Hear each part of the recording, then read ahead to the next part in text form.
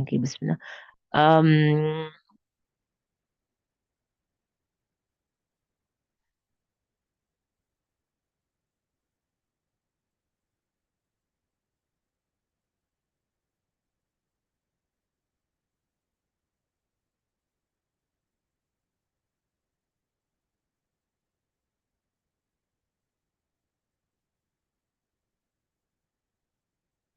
yeah,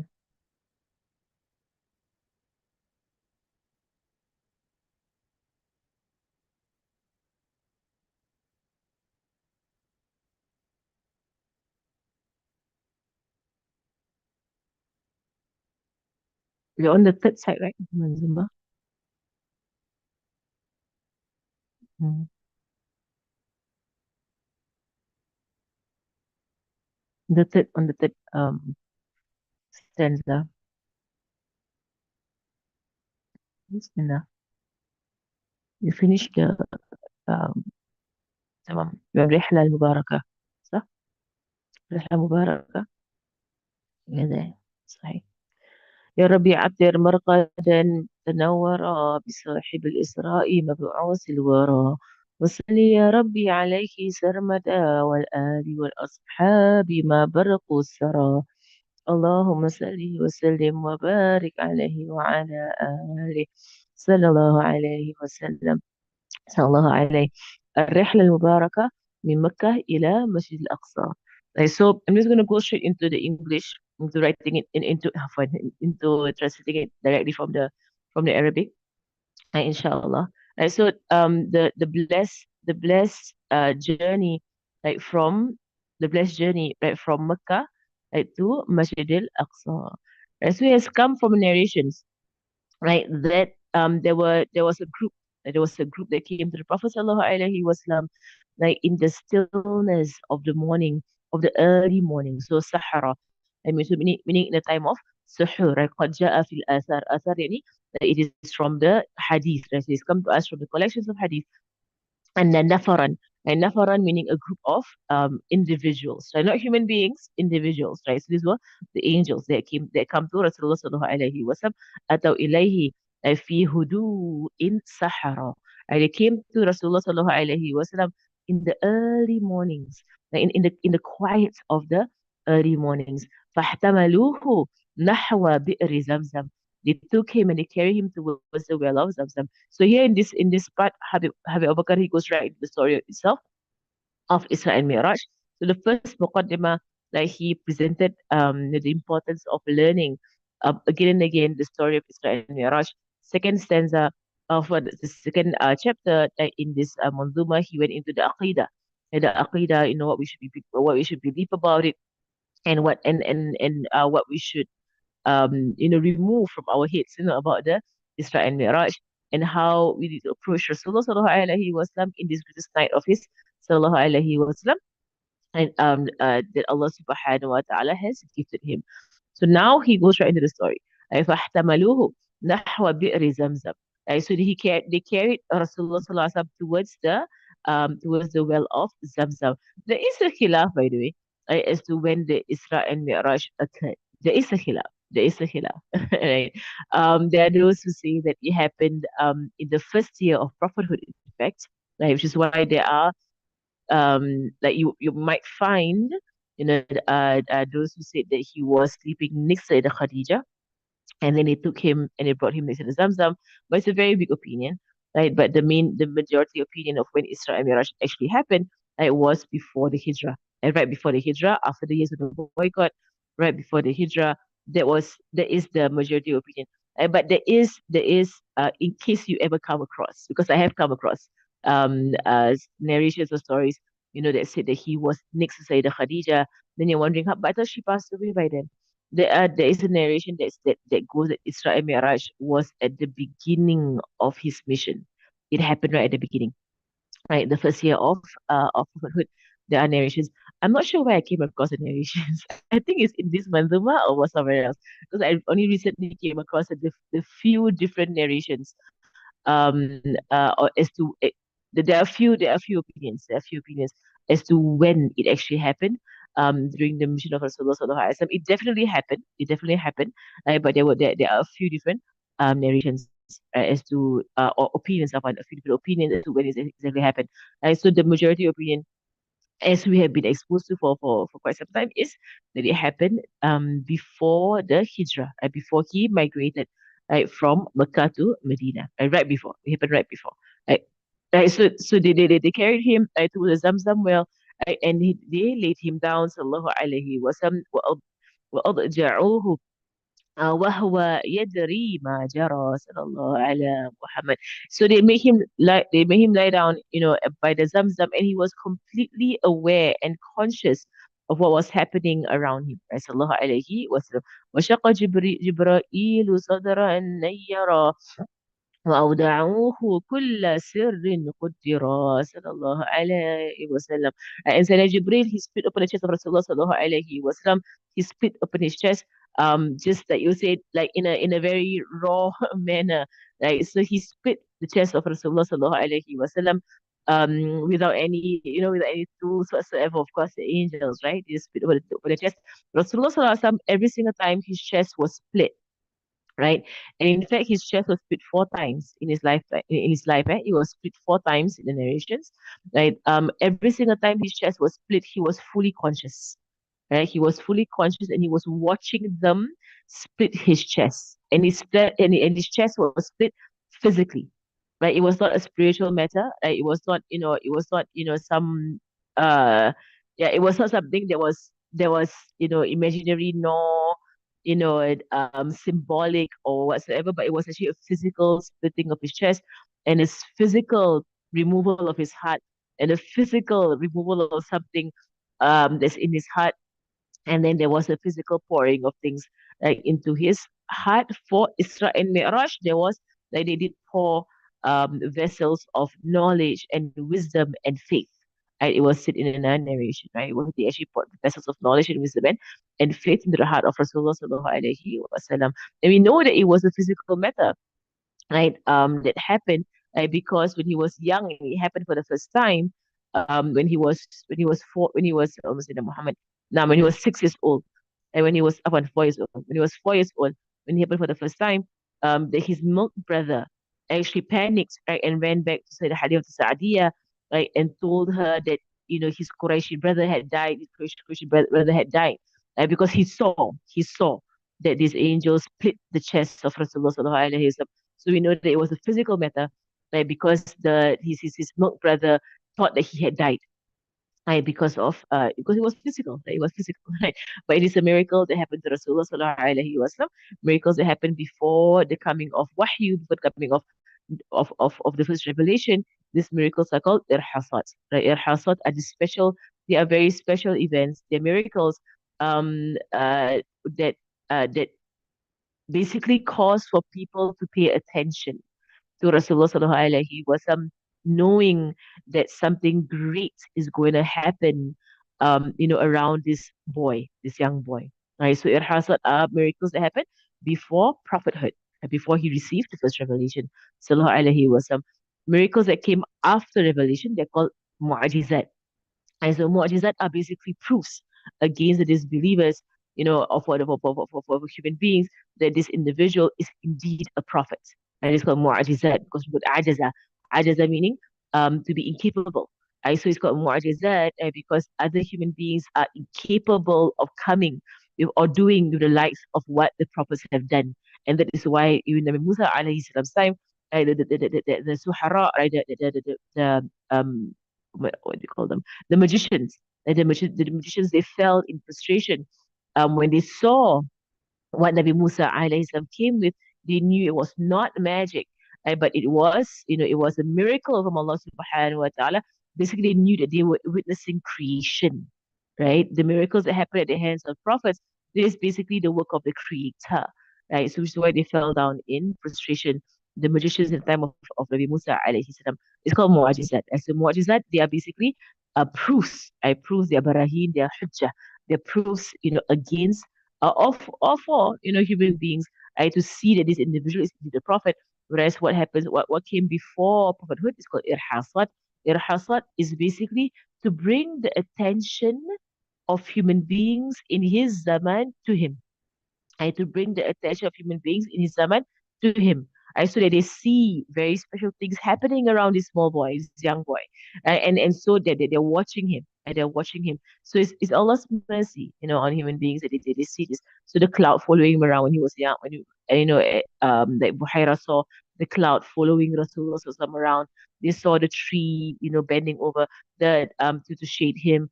His mother, I saw so many special events that happened around his birth. His grandfather also witnessed it. His own uncle witnessed, sallallahu alaihi wasallam, that whenever he would come, to the meal, that the food would not finish. His uncle Abu Talib, who basically looked after him after the death of his grandfather, sallallahu alaihi wasallam, he was very poor. He was so poor. Right, he's that he noticed that his children actually noticed that whenever their cousin Muhammad would sit with them, around the plate of very little food, the food would not finish. And the food they could eat and eat and eat, and the food would not finish for as long as he was there. Right, so they began making him come and sit next to them while they ate, and he won't eat. Sallallahu alaihi wasallam, he won't eat, he will just sit there. Right. And the barakah of his presence that would cause the food to not finish, mashallah. And they kind of figured it out, mashallah. All of this is called irhasat. Right? They're not called mu'jizat, they're called irhasat. They're not taken as proofs, but they are taken as intibah. Right, taken as to bring the attention of people, right, to this boy, to this human being, who will have a great sha'n. He has a great destiny ahead of him, sallallahu alaihi wasallam. Right, he displayed his chest, and وَأَوْدَعُوهُ كُلَّ سِرٍّ قُدِّرَ sallallahu ala Muhammad. And they report into him every secret that he is able to bear. And it said that was poured into him of three vessels, right? In some narrations two, some narrations three, right? Three vessels. One is wisdom, the other is knowledge, and the other is iman, right? A faith. I was poured into the heart of Rasulullah sallallahu alaihi wasallam. Every single time his chest was split, right? And this was the last time that his chest would be split. Is the fourth time, eh? Isra and Miraj was the fourth time. The first time, right? And Allah knows best why his chest was split, sallallahu alaihi wasallam. But what the scholars have said about the splitting of his chest, right, is that when he was young at 4 years old, it was the first time that his chest was split. Like it was to remove any, child, like any childlikeness, right, or childishness, in the heart of Rasulullah sallallahu alaihi wasallam. Because he was 4 years old, it's not possible that what was removed in his heart was any form of sin or blemish. No, he doesn't even have it in the first place. And in fact, Shebuti, he speaks about this he speaks about this extensively about this funeral chest and what was happening when his chest was split. Sallallahu alaihi wasallam. The first time was to remove any form of like you would say childish frivolity, like it's in the heart of human beings naturally. The human beings have that, right? The second time it was split was in his youth, before revolution as well, in his youth, right? And that was split, to remove, the frivolity of youth, right? So there's childish frivolity that human beings have, and we have your children, they do, you know, funny things. Okay, we call it funny, okay? They do things that make no sense, right? Children, right? Rasulullah SAW never had that. But Rasulullah SAW, from the day he was born, he was already mumayyiz. And he was already mature as an adult. He had the maturity of an adult from the day that he was born. Right. But it was symbolic, to show the purity of Rasulullah sallallahu alaihi wasallam. Then in his adolescence, his heart was split again, to remove the frivolity of the youth. And the youth also have a level, a type of frivolity or a type of any, uselessness that they have, right? It's in their heart, and they're inclined towards doing things that make no sense, right? The youth, right? Rasulullah never had it as well. And then the third time that his heart was split was at the first wahyu, the first time revelation was sent to him, sallallahu alaihi wasallam. His heart was also split to prepare him. That was just preparation. The first two was, removal. the third and the fourth one was more preparation for what he's about to face.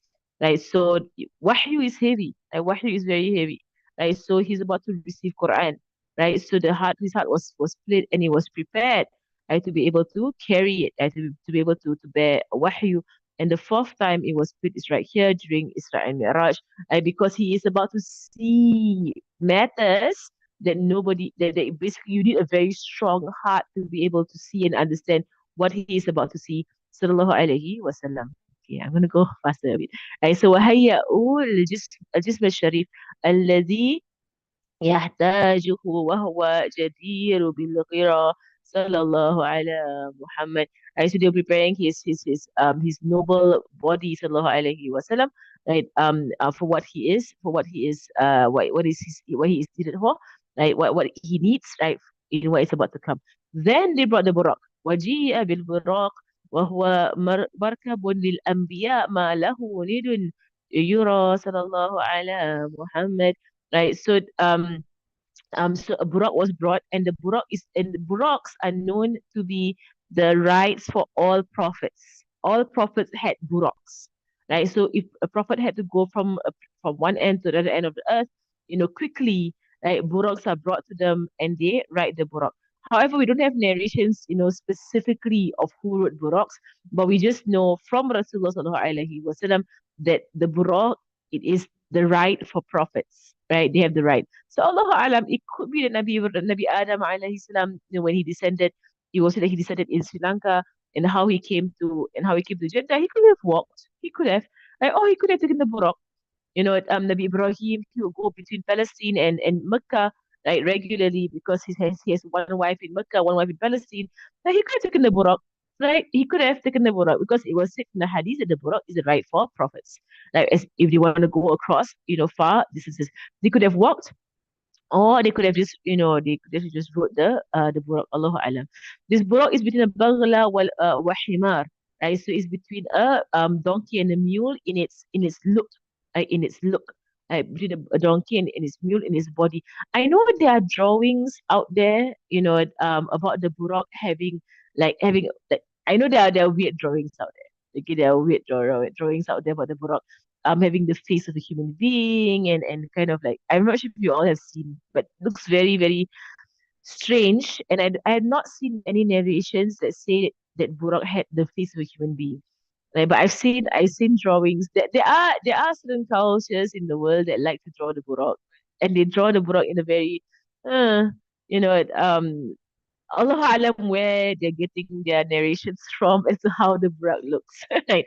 But the narration that we have, right, is that it looks the shackle, or the look of the buraq is between the mule and a donkey, a small animal, a small animal, ولونه الأبيض, it is white, and يبدو أنوارا صلى الله على محمد, right, and the buraq is full of light, right, so it is a creature from paradise, right. It is said that in paradise there are herds of buraq.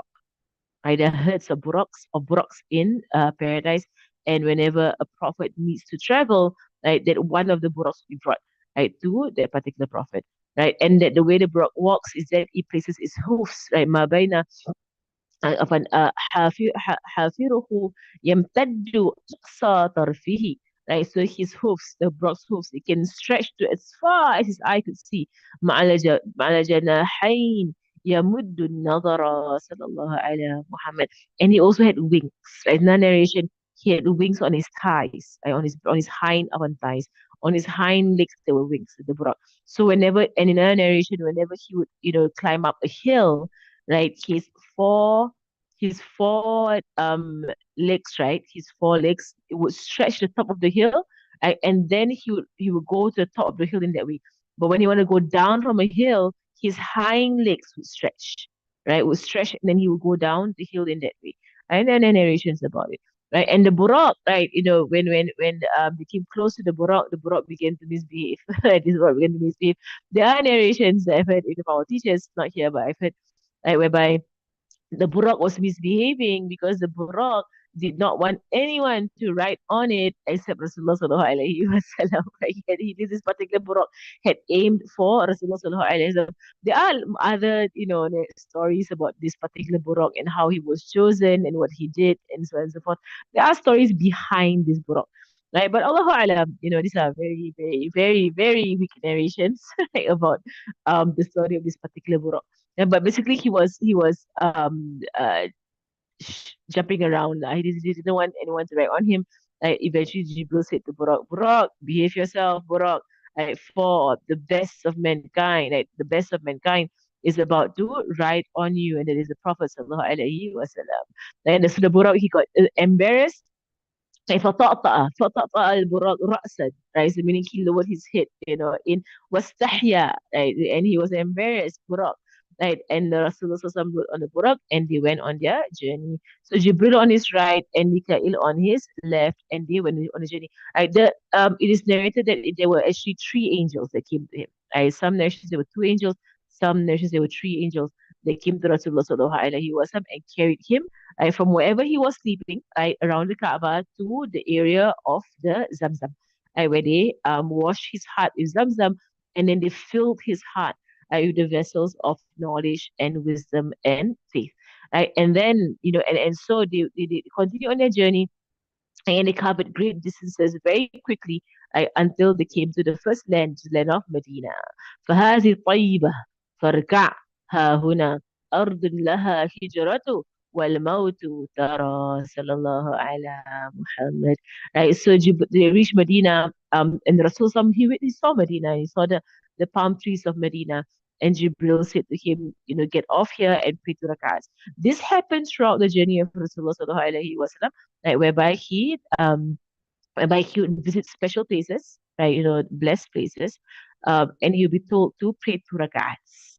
He'll be told to pray two rak'ats at each of these, blessed places, and from there we get the sunnah. Now you get the sunnah of if you are to go to a place that is blessed, right, by Allah subhanahu wa ta'ala because of its, position in Islam. Something great happened there by, in the religion, then it is sunnah for you to pray two rak'ahs. And that is why we also know, with regards to masjid, and because the masjid, there is tahiyatul masjid, right? And then the masjid is the house of Allah subhanahu wa ta'ala. It is a blessed place. We pray two rak'ahs. Right? But other than masjids, for example, if you go to other places, Rasulullah sallallahu alaihi wasallam himself, he went to Tursina, Tursina, and Mount Sinai, the Sinai mountain, and he prayed two rak'ats there. There is a masjid on top of Tursina, but I think it was built later. I'm not sure when it was built. There are three things on top of Mount Sinai. There's a masjid, there's a church, and there's a synagogue. All three religions have their building on top of Tursina on Mount Sinai. But anyway, Rasulullah Sallallahu Alaihi Wasallam prayed, and when I went there, we went to the place where he prayed on top of. It is said. I'm not sure how they know, because only he was there to pray, right? So I'm not sure how they know. They were like, this is where Rasul prayed. Maybe they just, assumed, or maybe a wali found out, exactly where Rasul prayed on top of Mount Sinai, Allahu Alam. But I remember when I was there, they pointed us to the cities where the Prophet prayed, and there was a mosque that was built there. Right, so it's the sunnah of Rasulullah sallallahu alaihi wasallam. If you go to anywhere special, right, for you to pray to rak'ahs there, and that is why also we extend this that if you go to places whereby the awliya used to have khalwa, the awliya of Allah subhanahu wa ta'ala, they used to have khalwa in these places, pray to rak'ahs. I pray to rak'ahs in these places, and Rasulullah sallallahu alaihi wasallam. So this is following the way of Rasulullah sallallahu alaihi wasallam, right, to honor, places on the earth that special events have happened there, by praying to rak'ahs. Right? He also prayed to rak'ahs at the birthplace of Nabi Isa alayhi salam, right, and in other places as well, right, on his journey on Isra and Miraj. It is the place of migration and his death. He will pass away in Medina, and so they went on. من بعد إلى طور سيناء فصلى وقرأ. So again, I just mentioned this, right? So he went off the Buraq thereafter, right, to Tur Sina, right, to the Mount Sinai, and they prayed So he prayed two rak'ats there. So حيث الكريم خاطب المولى به وبعدها وولى إلى أن أخبر صلى الله على محمد وببيت لحم حيث عيسى ولدت مريم في أكنافه مطهرة صلى الله على محمد. So at Tursina, Mount Sinai, when Musa alayhi salam spoke to Allah subhanahu wa ta'ala directly. Then he went to Bethlehem. Of course, the English word is Bethlehem. Bethlehem. But the real word for it is Beit Lahem. Beit Lahem, the house of meat. It was said to be a slaughterhouse. Right, when Nabi Isa was born, was actually a slaughterhouse, which is why it's called Beit Lahem, Bethlehem. Right, so when Nabi Isa was born, of course, Rasulullah Sallallahu did not visit the grave of Nabi Isa alayhi salam because he's not dead. Right? Nabi Isa alayhi salam is very much alive, waiting to come down the end of times.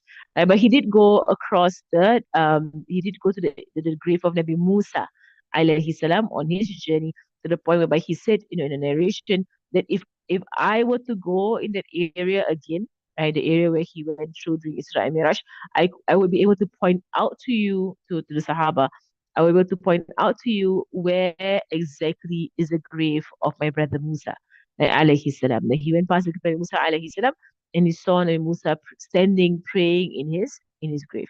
Right. So he went past the book of Nabi Isa alayhi salam. وكم رأى في سيره من آية عجيبة في وصفها لا تبترى قد وردت بها الأحاديث على حسن وضعف كي تفيد العبرة صلى الله على محمد في سردها التذكير بالوعد الذي ينتظر العبد إذا ما قبر صلى الله على محمد فانظر لها فيما أتى من وارد وخبر مفصل قد أثرا يا ربي عطر مرقدا تنورا بصاحب الإسراء المبعوث الورى وصل يا ربي عليه سربدا والآل والأصحاب ما البرق سرى اللهم صل وسلم وبارك عليه وعلى آله. Right. So Rasulullah sallallahu alaihi wasallam. So and of course, if every one of these special places that he went to, sallallahu alaihi wasallam, he was asked to get off of the buraq and to pray two rak'ahs and then to continue. Right. So may Allah subhanahu wa taala may Allah subhanahu wa taala accept from us that we follow the sunnah of Rasulullah sallallahu alaihi wasallam. That whenever you come to a special place, and in fact, it is from these stories of Isra and Miraj that we see that it is recommended that if you go to any land, so if you're traveling around, right, traveling around, and if you're going to go to any land on this earth, right, to look for places that are, elevated by Allah subhanahu wa ta'ala because of, something spiritual that has happened in this area. Right. So for example, if you go to any land and you know of a wali, of a great saint, or of righteous people who are alive in that land, to go and visit them if you're able to, or if you know of those who have passed away, in that land, who are people who of righteousness, to go and visit them as well, in whatever land that you go to. If you can find them, you can find and to put aside time to go and visit them. This is the way of Rasulullah sallallahu alaihi wasallam to Isra Miraj. So it was not just a simple journey from Mecca to Medina to Masjid Al-Aqsa, but he had many pit stops. Right, sallallahu alaihi wasallam. The next part actually goes into, I will just go through quickly, inshallah. Right, the next part, it actually goes into some of the events that happened on the journey. Right, so about the dunya following him, and about shaitan also following him, and about he smelled the scent of Mashita, right? Mashita, the one who combed the hair of the daughter of Fir'aun. Some people might ask, but I thought Fir'aun was barren.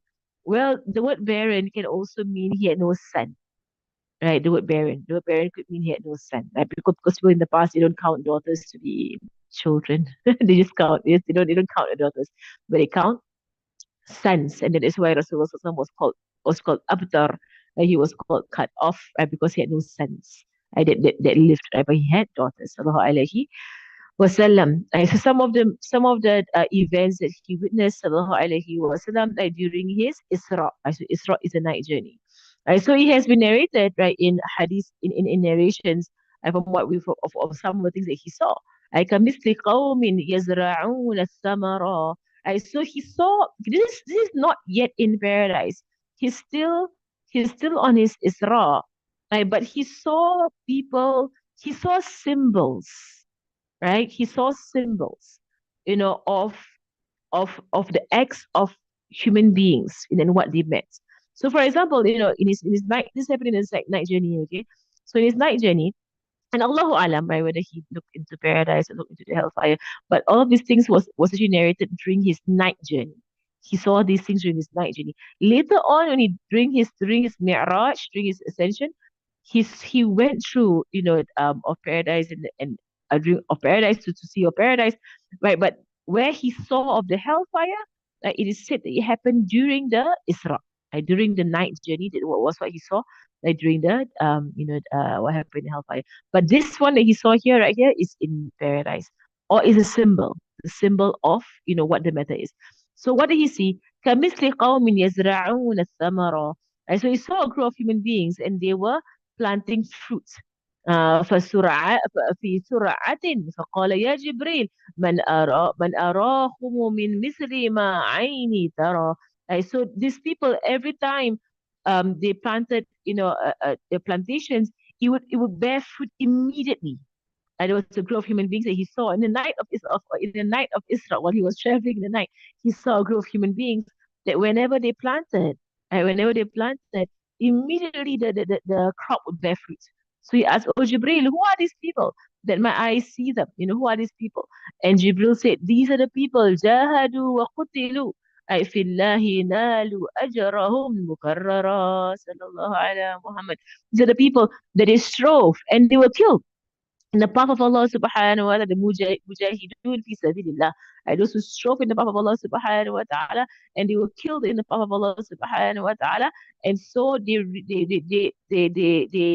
achieve their reward repeatedly. Allah gives them again and again and again and again and again their reward in the hereafter.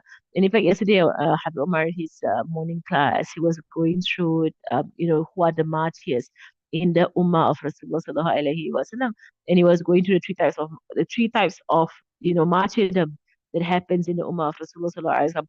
The first is the Shaheed Dunya faqat, right? Shaheed Dunya faqat, the one who is a martyr, but in the dunyawi sense only, right, is the one who went out and fought in the way of Allah subhanahu wa ta'ala, but not for Allah. He did it for some other worldly reason, either to be praised or to gain from the booty of war or for whatever of lowly reasons. That's why he went out to fight, in jihad. And this person, he has nothing for him in the akhirah. He dies in a wretched state, right? So he only, in the dunya, that the laws of Shaheed apply on him, that he is not, washed nor prayed over. As we know, the Shuhada, they are not washed and they are not prayed over. This is the law in Islam, right? So they are buried in the clothing that they died in, right? And the blood is left there because on the day of judgment, those who truly fought for Allah subhanahu wa ta'ala, they will rise with the blood that they died at the point of death, right? And the blood will smell of musk if they had been those who were shahidu dunya wal akhirah. That is those who strove in the way of Allah subhanahu wa ta'ala, dunya wal akhirah. So the first group are the ones of dunya, they khalas, they only have what is apparent in the dunya, and the laws of shaheed apply to them in the dunya, but in the akhirah they have nothing, and in fact they'll be punished, like, because they have taken something so high and increased something so high for a pursuit that is so low, like dunya. And then you have Shahid Dunya wal Akhirah, like those who truly fought in the way of Allah subhanahu wa ta'ala, and they were martyred, they were killed. And that is like, for example, Sayyidina Hamza. Sayyidina Hamza and the Sahaba, many of them, like they are Shahid Dunya wal Akhirah. So Dunya, they have the laws of Shahid on them, and Akhirah, they are elevated as Shuhada, those who fought and died in the way of Allah subhanahu wa ta'ala. And here you see the manifestation of their reality, that they are like people who plant, crops and immediately get fruits. Then Habib Omar, he mentioned about those who are Shahidul Akhirah only. Those are Shahidul Akhirah, meaning that the Shuhada, the shuhada who have the reward of shaheed in the hereafter, but they are not shaheed while they are in this dunya, right? And in fact, it came from a hadith of Rasulullah sallallahu alaihi wasallam. Habib Umar he quoted it. He said that it came from a hadith of Rasulullah sallallahu whereby he asked the Sahaba, "Who are the shuhada?" And they say, "Ya Rasulullah, the shuhada they are those who fight in battlefield and die." Then he said, "Then the shuhada of my ummah will be very few, right? There will be many of them. There will be very few of them, right? Who are shuhada, but rather, right, the one, and he went on into a list of people, like the one, who dies, the one who dies being burnt, the one who dies being crushed, the one who dies, drowning, the one who dies, with an illness in his on his inside, the one who dies, because of illness, right? The one who dies when she's on her nifas, or from childbirth, right? The one who dies, who is seeking knowledge in the way of Allah subhanahu wa ta'ala, and they die while they are seeking knowledge, right? All of these, they count as shuhada, right? They count as shuhada ala firash, right? They are martyrs, but they're on their beds. They die on their beds, right? So the one who drowned, the one who was burnt, right? Burnt in the fire, crushed. Crash also counts like in accidents. I said in car accidents, crushed. In whatever or like earthquakes, they were crushed in that way. The one who has an illness inside of them, في بطنه, in the hadith it goes في بطنه, he died because of a marad في بطنه, like of an illness inside of them. Right? So like even those, you say those who have cancer, right, that spread to their bodies and they die in that way, like those who die on belief on La ilaha illallah, right? Those who die في nifas, nifas meaning that right because of childbirth they die, or they die right after childbirth while they're still in the nifas they die, right? And that all of these account as shuhada fi sabilillah, right? And those who die seeking knowledge. And this is the Habib Umar, he mentioned, mashallah, that there were people who really, really, really, they really wanted to be shuhada, in the akhirah, because it is said that the one who dies seeking knowledge, right? They're pursuing knowledge and they die seeking knowledge, that between them and the prophets, it is only one darajah, only one level between them and the prophets on the day of judgment in paradise. MashaAllah, right? So Habib mentioned yesterday in his Fajr, his morning class, that his morning class, mashallah, mashallah, he shares so many things in his morning class, right? So and he said that they were of the righteous, that at the point of death they will say, "Give me a book, give me a book, give me a book, give me a book." Like read a book to me, read something to me so I can die, as a seeker of knowledge, right? So mashallah, and they would do that. They would bring books to people who are about to die, and just read books of fiqh, read books of aqidah, read books of tasawwuf, just read, subhanallah, mashallah, right, mashallah. So this is the manifestation in the Isra and Miraj. These people, Allah alam, but from the hadith, it is people who are shahidu dunya wal akhirah, and those who actually fought in battlefield because they were killed, وَقُتِلُوا, أي في الله, in the way of Allah subhanahu wa ta'ala. Right? And then this one we should always highlight to ourselves, our children. Right, the next one. He saw a group of people that they kept crushing their heads, crushing and crushing their heads. Every single time their heads were shattered, right? Allah would grow the head again. He would replace the head, and they would crush and they would shatter their heads again. Then it will grow again. Then it will shatter their heads again and it will grow again. And he will say, "Oh, Jibril, who are these people?" And Jibril said, "These are the people who have left the prayer." Right? They have left the prayer. Because people who do not pray, they have no intellect, right? Their heads are useless to them. It's all symbolic, right? Their heads are useless to them. They do not know how to pray, right? And so they have no intellect. I think people who do not know how to lower their heads and to bow their heads, right, to Allah subhanahu wa ta'ala 5 times a day. Right? So be firm, right? Be firm. Especially if you have older children who are so lazy on the prayer, sit them down. Well, I mean, what I would say to you is sit them down, made them understand, right? Nicely, again, not fiercely, nicely, right? The importance of prayer, especially if they are teenagers already baligh, right? Meaning that the ball is in their court, is their religion, their life, and their akhirah, right? Make them understand clearly the obligation of the prayer, right, on them. They can take responsibility, definitely. You don't have to drag them out, every single morning, right, to pray subuh. is their subo. Make it clear to them. Make it clear to them this is your responsibility and you are to handle your responsibility yourself. You're old enough, right? I've seen people, subhanAllah, their kids are like 17, 18 years old, and you still have to nag them to pray. They're 18, 19. I've been in people's, houses, and you still have to nag at your children to pray at that age. Throw the ball in their court. Let them understand the importance of prayer and let them handle it. Because they can do it with their studies. They know how to handle their own, lives. They know how to pursue their own goals, and their own, so they need to be able to handle their own prayers, mashallah. Right, so this part is quite important. So I want to go through it, line by line.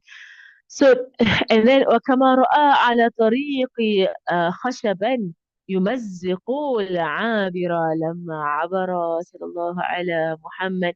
And he saw also on the street there was this piece of wood, and this piece of wood, right? It hits anyone who goes past it. It strikes anyone that goes past it. So he asked Jibreel, what is this?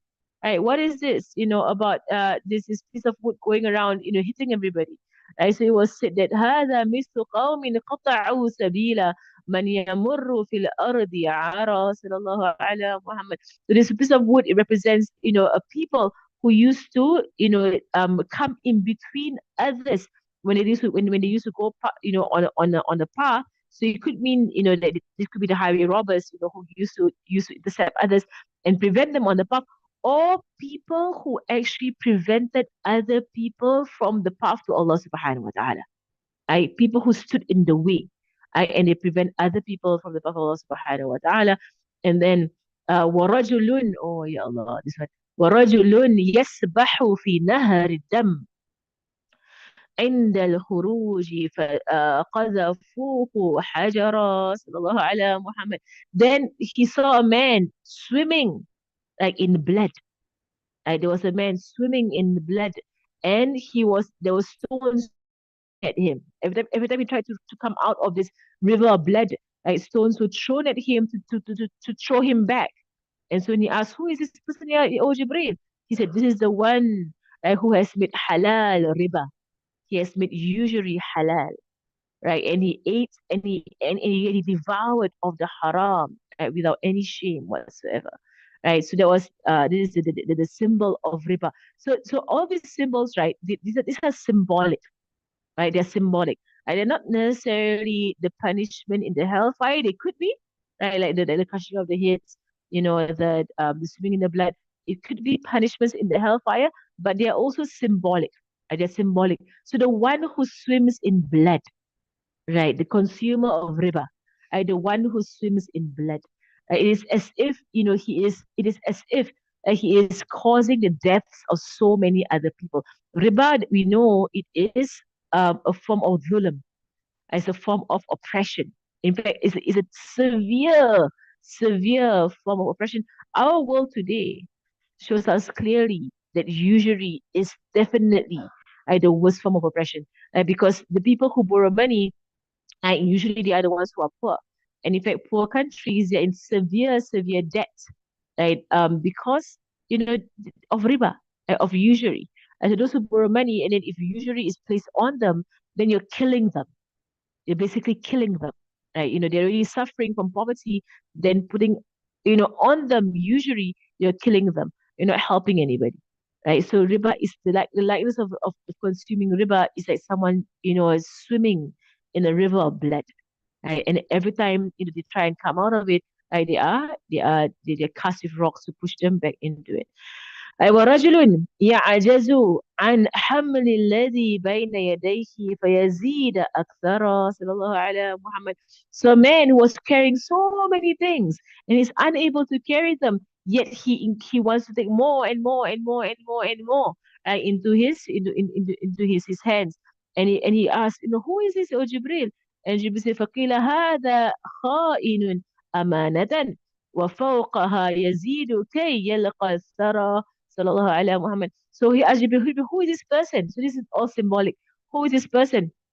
Right? Who's carrying all so many things and he's unable to carry, but he wants to carry more and more and more. And Jibril said, This is the traitor of trusts. Right? So he wants to carry all this trust, but he betrays people. So traitor. And on top of that, he wants to take on more and more trust. And our teachers actually give a further interpretation to this.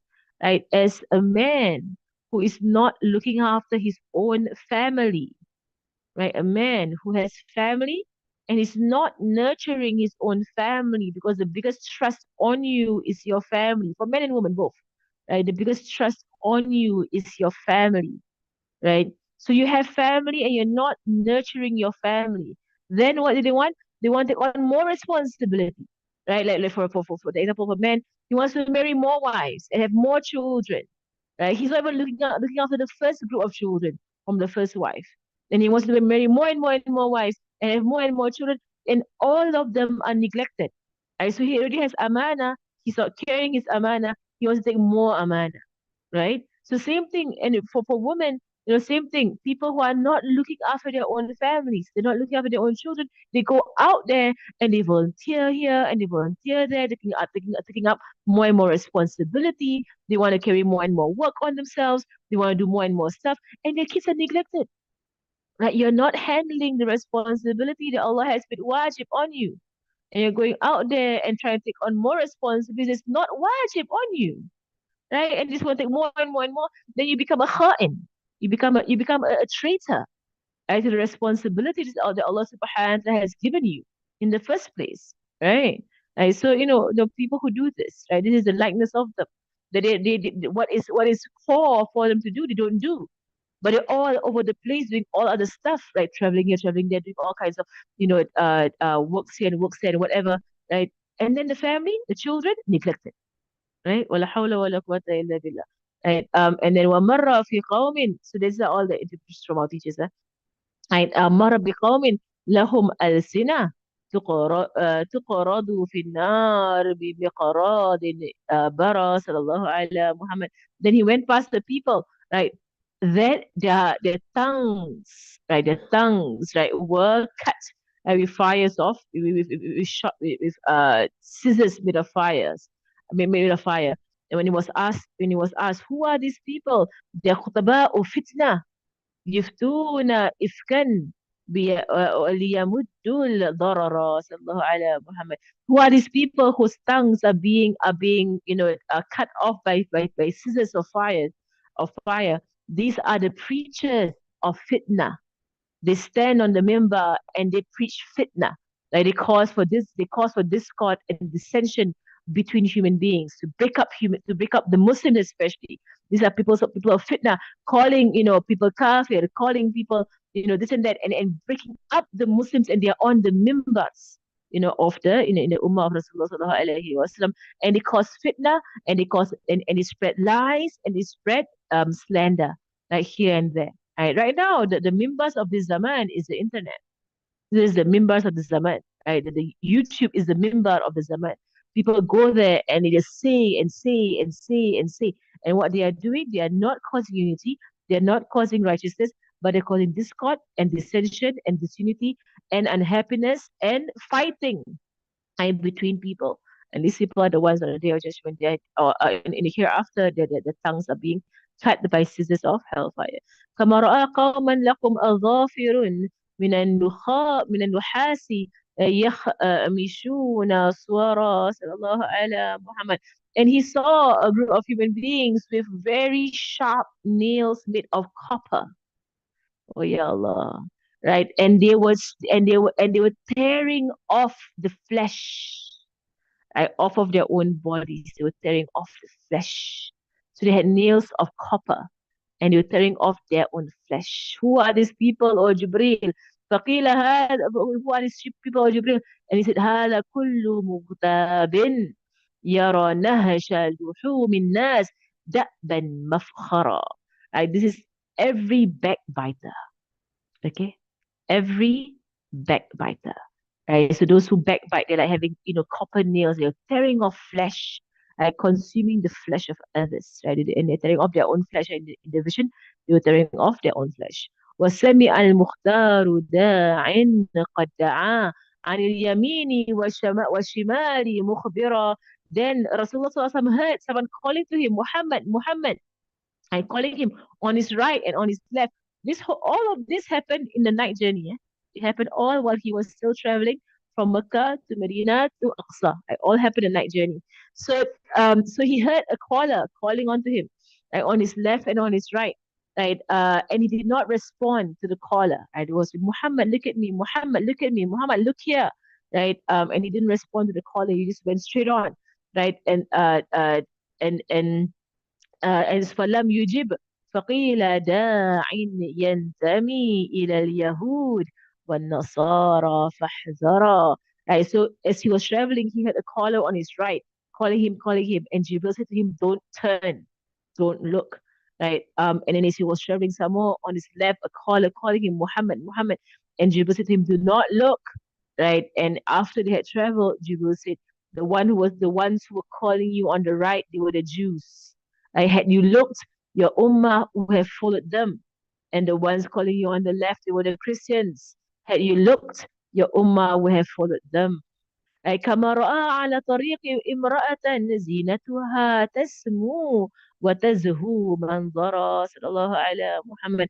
And also, as on his journey, he saw a woman. This was an elderly, very old woman, right, whereby she was beautified beyond, beyond understanding. She was beautified, and he asked, and this woman also was also calling onto him. She was calling, look at me, right? She was calling for us to look at her, right? وقال ما هذا? Right? So she said to Jibril, what is this woman? They're trying to call me, and Jibril said, فقيل إنها دنيا البلايا دعك منها وحذرا. Right? So Jibril said, do not look at her, do not respond to her. She is dunya. Right? She's symbolic, right? She's dunya. What is left of her of life, that is what is left of dunya of life. Right? But the dunya is like the symbol of a dunya is like an old hag. Like right at the very end of their life, they're about to die, right? But they deck themselves up so beautifully, and how many men die at their feet, and how many men and women that run after this ugly dunya that is so beautified, with all kinds of jewelry and gems and beautifications, but it's this ugly, ugly woman, right, beneath all that, the likeness of dunya. Right. So how many men and women slaughter themselves or kill themselves, right, running after this dunya. So had you looked, O Muhammad sallallahu alaihi wasallam, then your ummah would run after dunya. But he didn't look. He didn't look. The ummah meaning those who are sincere to Rasulullah sallallahu alaihi wasallam. Of course, in the ummah of right now in our zaman, there are those who copy the Jews. There are those who copy the Christians. Yesterday I sent the video. I finally managed to get it without the sound. Right, the video of people, they see no issue in celebrating Christmas, having trees in their house and decorating the trees and having a Christmas party, and they're all Muslims, with no, like they have no link to Christianity whatsoever, but they don't see any problem or any, it's not haram. How is it haram? Celebrating Christmas with people, right? Subhanallah, and the very same people, when Rabiul Awal comes around, they couldn't care less, right? Either they couldn't care less or they fight it. The very same people, right, who fight, the celebration of the birth of Rasulullah sallallahu alaihi wasallam, they're all about Christmas. Oh, why can't we celebrate the birth of Nabi Isa? Yes, you can. As we mentioned yesterday, go and read the Surah Maryam or Surah Al Imran. If you want to celebrate Nabi Isa's birth, read the Quran. That's how you celebrate his birth, okay? by Surah Maryam and Surah Al Imran, not by a Christmas tree that Nabi Isa never had. And it has nothing to do with Nabi Isa at all. Right, subhanallah. Celebrate Nabi Isa alayhi salam. I don't know what's the best way to celebrate Nabi Isa. If you really want to celebrate Nabi Isa, and it's an irony as well, because Christmas is all about consumerism, and Nabi Isa is all about zuhud. And Nabi Isa is the opposite of Dajjal. Dajjal is all about material, right? About material wealth, materialism. It's all about Dajjal. Nabi Isa is it is called the Messiah, right? Messiah, right? Of course, in the Christian tradition, they call him the Christ, and Dajjal is the Antichrist, right? Antichrist. Dajjal is the imposter. He's al Masih Dajjal, the false Messiah, the false Messiah, right? Dajjal is the exact opposite of Nabi Isa. Dajjal is all about dunya, all about the material. Nabi Isa alayhi salam, on the other hand, is all about zuhud, right? Nabi Isa hardly owned anything. And in the narrations of him, there was once, he actually owned a comb. And then he saw that he could just comb himself with his hands, his fingers. So he gave his comb away. He also owned a cup. Then he saw he could drink water with his hands. So he gave his cup away. Mashallah. Nabi Isa. Alayhi salam. He owned nothing. As he walked on this earth, he owned nothing. Nabi Isa alayhi salam. So if you really want to celebrate Nabi Isa, people who want to say, oh, what's wrong? We're celebrating, Isa, we love him as well as Muslims. So therefore, buy a Christmas tree and deck it up and be so dunyawi in the way you are. That's an insult to Nabi Isa alayhi salam. You are not celebrating him in any way or form. Right? If you want to celebrate him, give away all your stuff, right? If you truly want to celebrate him, follow his way, give away your stuff, and live a life of zuhud. Okay, stop having luxury, right? If you truly want to celebrate Nabi Isa alayhi salam, but people will say whatever they want to say to support their nafs.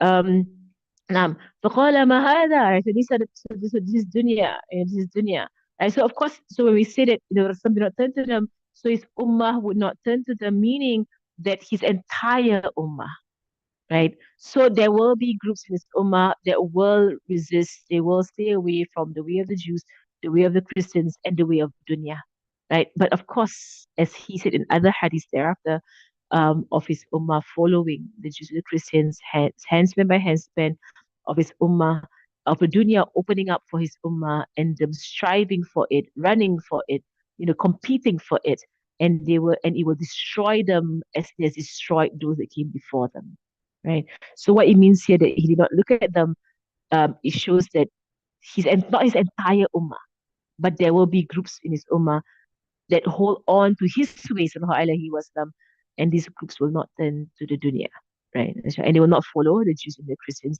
that they will exist, right? In the ummah of Rasulullah to the end of times, they will exist. In every era, there are the people who will be completely indifferent towards dunya, and they will not copy the Jews and the Christians, but they will keep strictly to the way of Rasulullah sallallahu alaihi wasallam. May Allah may us of these people.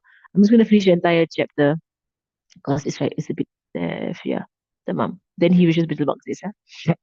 Nam. Right. And then so there was the dunya ثم مر في قوم على أقبالهم رقاع نار مثلها إذ أدبر صلى الله على محمد غصوا بطلع شجر الزقوم في جحيم نار يصرخ يصرخون زمرا صلى الله على محمد فقيل هذا مثل لكل من يخفي الزكاة. Oh ya Allah, those refuse zakat, those refuse to pay zakat. They hide their zakat, I mean they hide their wealth and they pretend as if they don't have to pay zakat. عن أيادي الفقراء صلى الله على Muhammad. Right, so he saw, so Rasulullah sallallahu alayhi wa sallam, thereafter, right, he saw people, right, who he passed by a people, right, and they had, في قوم على أقبالهم رقاع نار. And there was fire in front of them and fire behind them, right? There was fire, plastered on them, in front of them, and behind them, patches of fire in front and behind them. And they were consuming from the fruits of Zakum. I know what Zakum, right? Zakum is a tree in the hellfire. They were consuming from the fruits of Zakum, the fruit of Zakum, and it was destroying their insides, right? It was destroying their flesh was all torn apart. They were being destroyed on the inside, right? And so so when it was said to them, when it was said, and they were screaming, and they're screaming in the hellfire with fire in front of them, fire on their backs, and the Zakum in their faces, and they were devouring it. The Zakum tree described by Rasulullah is a tree in the hellfire, whereby it's in the Quran Allah describes the Zakum, the fruits of the Zakum are the heads of shayateen. Right? The fruits of Zakum tree is the heads of shayateen. Right? So they were consuming this. Who are these people, of Jibril? These are those who hide zakat. Like they hide the zakat from the poor. They don't want to show it. They have to give zakat. They hide their wealth. They're hoarders. Like they're hoarders. They're hiding their wealth. They don't want to pay zakat. كما رأى قوما last one. كما رأى قوما لهم تشوف لكل لحم نتن قد اهترى صلى الله على محمد ويدعون الناضجا نجل الهاني وما يأتونه ويشتهون قدر صلى الله على محمد وقيل هذا مثل من يأتي الزنا ويدع الحلال زهدا منكرا صلى الله على محمد. Right. And then he came across the people. They were given they had food that was so beautifully prepared for them, ripe and delicious food in front of them, but they turned to food that was rotten, right, and disgusting and filthy, and they were devouring the one that was rotten, leaving the ones that was fresh and good. And he said, who are these people?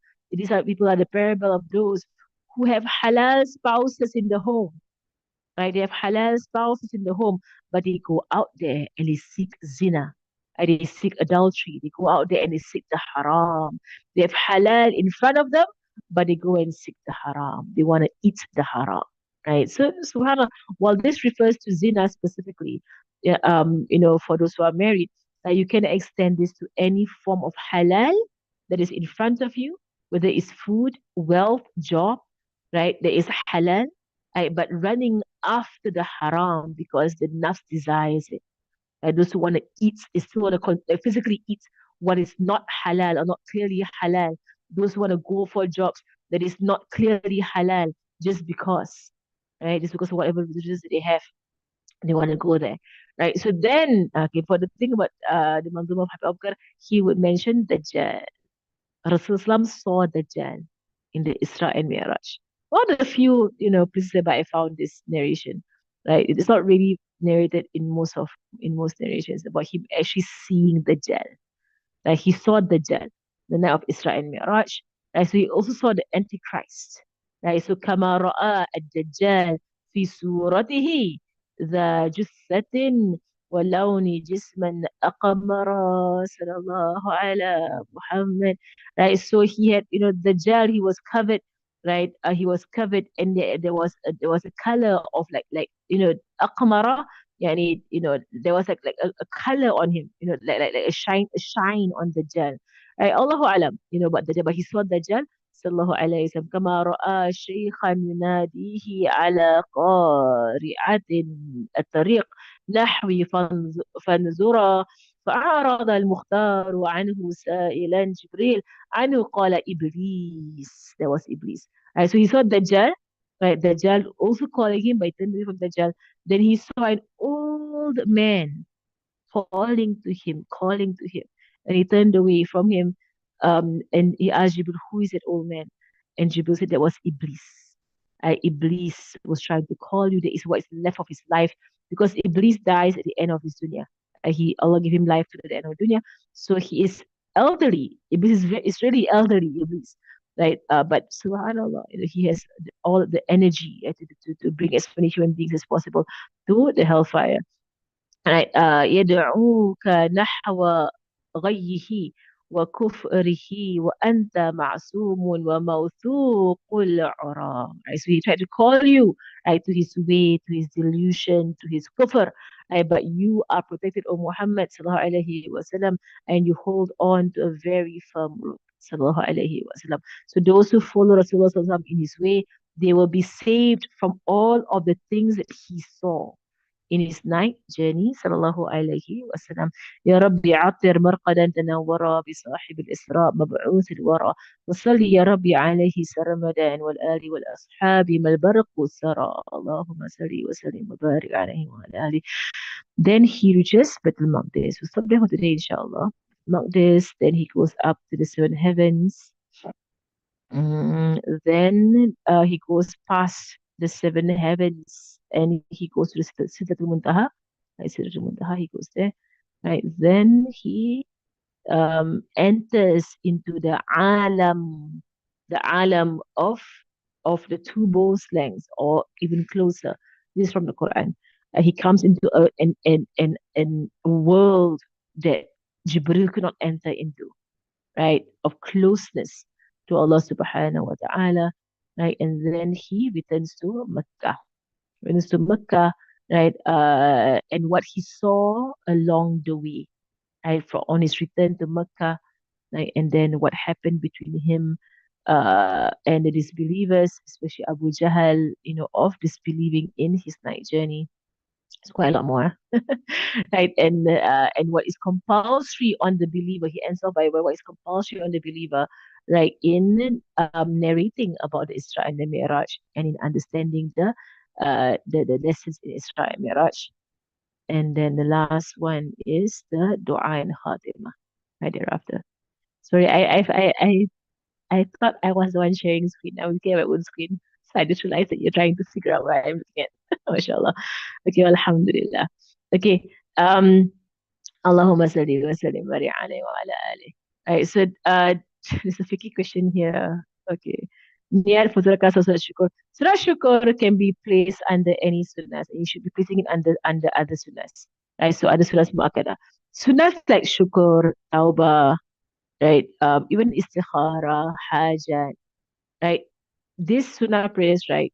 They're not exactly standalone, right? They are actually placed under other sunnahs, right? Because there is a khilaf as to whether or not they are actual sunnah prayers. Okay, there's a khilaf on there, right? So that's why these sunnah prayers they are, they're under other sunnahs, right? So you pray duha, you pray witr, even your qabliya ba'diya. So you pray sunnahs that are established. These are established sunnahs with no khilaf, okay? And you place with these sunnahs, the sunnahs of hajat, sunnahs of istikhara, sunnahs of shukr, sunnah of tawbah. تمام. اوكي. وصلى الله على سيدنا محمد وعلى آله وصحبه وسلم والحمد لله رب العالمين سبحانك اللهم وبحمدك أشهد أن لا إله إلا أنت أستغفرك وأتوب إليك. الفاتحة أن الله يرزقنا علما نافعا وعملا متقبلا وإلى أرواح معلمنا مشايخنا وعلى علينا وإلى حضرة النبي محمد صلى الله عليه وآله وصحبه وسلم. الفاتحة.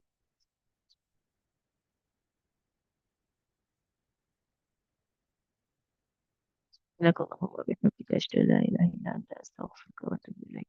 بسم الله الرحمن الرحيم والعصر.